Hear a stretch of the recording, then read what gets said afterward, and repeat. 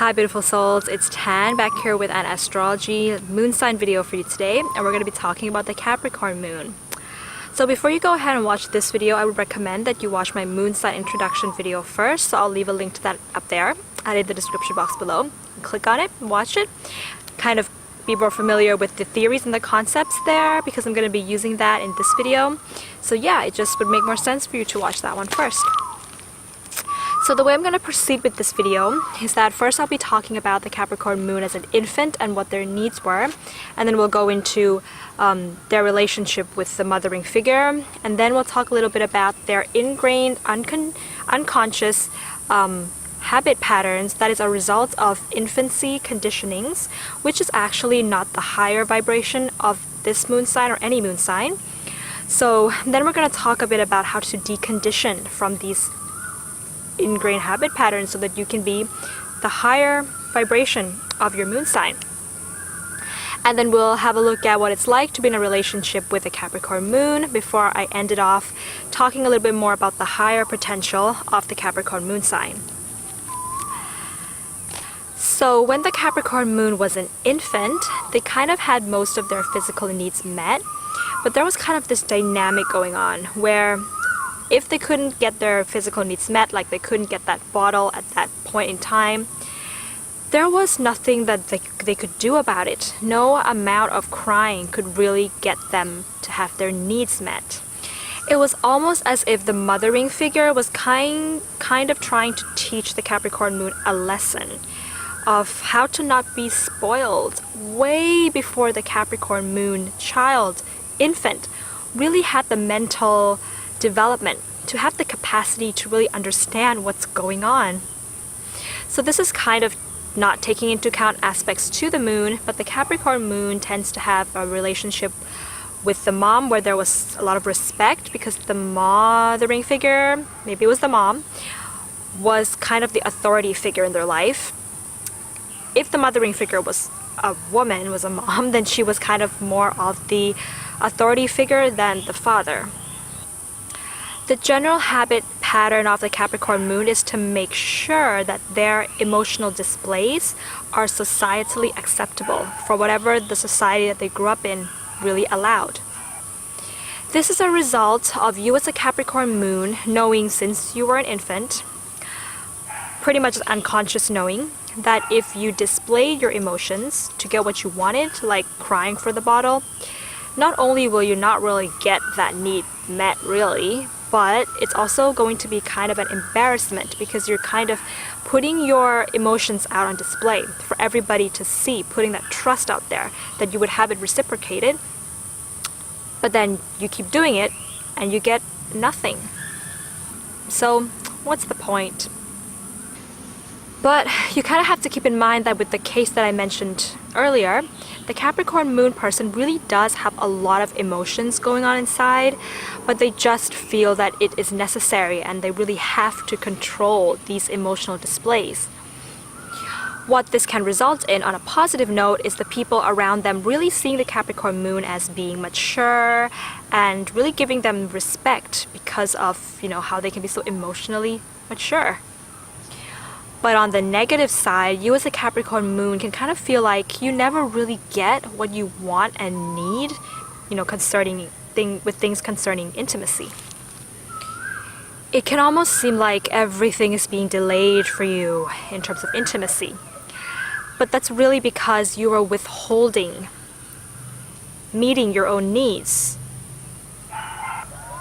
You would prefer to let that desire build up inside of you until the timing is just right. But when is the right timing? Even if you allowed yourself to wait for, let's say, 10 years, is there even a guarantee that this situation would not result in you getting hurt? That things won't fail? Because the only certainty that we really have in life is that life is full of uncertainties. Cliche as it may sound. If you have some time, you can really, just sit down and think about this thing that you're kind of waiting for. Let's say it's a relationship. You can really sit and maybe just think about all the possibilities of how things might go wrong and how uncertainty might result in failure. For example, maybe your partner's going to end up cheating on you. maybe things are going to end in a divorce, maybe they're going to end up abusing you, and then try to think, or maybe even list out all the possible solutions to these problems. List out how you would deal with this, and you will see that it will always result in a cycle. First in the cycle would be pain. There'd be no logic, no reasoning, it would just hurt. It would be painful. Then you'd have to go through the practical things like paperwork, or telling people that you had a breakup, or deleting your ex's phone number from your phone. And it would kind of be embarrassing as shit to have to tell people that the relationship failed. But what? These people are actually gonna be by your side. You know, they're actually gonna understand you. Even though you may think it's embarrassing, no one's shaming you because everybody goes through the same stuff. They really do get it. And then after that, you'd grieve for however long that may be, but it won't be your whole life. It may be in periods, and maybe during that grieving period, or maybe after that, you would finally turn to yourself. You would turn to your own self-care, needs, spending time doing whatever it is that you want for yourself, to travel, to party, to spend time with friends, to pursue your dreams. Then you would feel stronger, you know? And then maybe someone else will come into your life. And maybe you'll be happy, or maybe the same thing's gonna happen again. It's possible. It's a 50-50% chance, right? But so what? Life is a goddamn cycle. Nothing really lasts. I mean, that relationship that you think is a happy one will one day eventually end when both of you leave this body, leave this physical body. Are you going to be brave and allow yourself to experience all facets of the human emotion and see how strong you really are, or not? That is Saturn's test, Saturn's lesson for the Capricorn Moon and for all of us, really. They say that if you practice every day getting yourself into spontaneous and uncertain situations, like going to a different part of the city that you've never been to before without a map, you can kind of train yourself to have tolerance for uncertainty. And then afterwards, just kind of journal down how you got yourself out of that unpredictable situation and how you felt about doing all of that.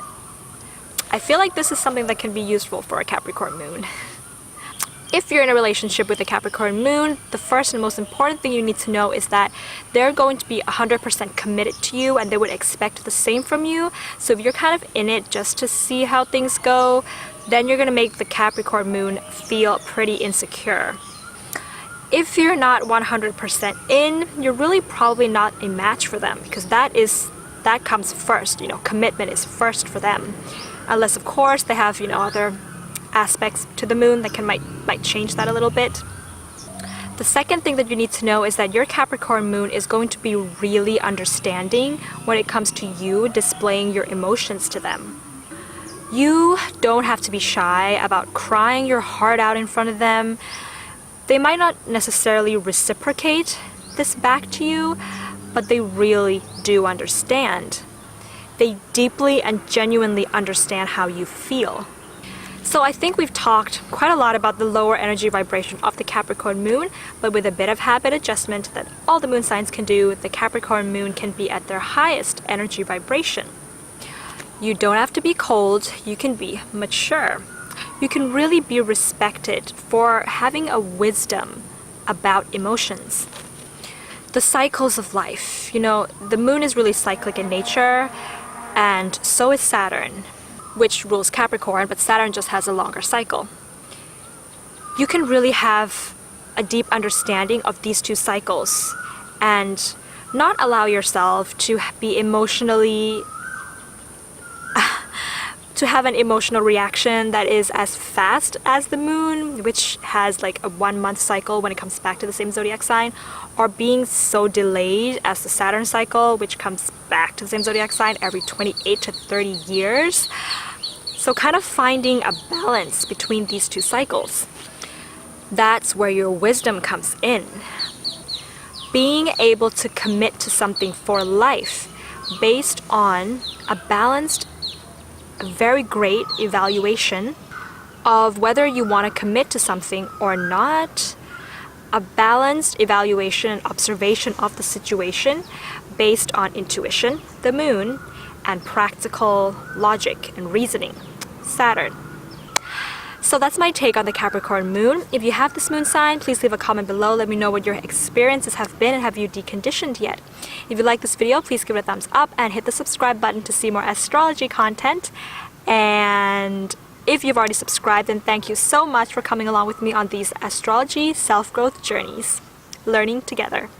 I'll see you soon. Bye!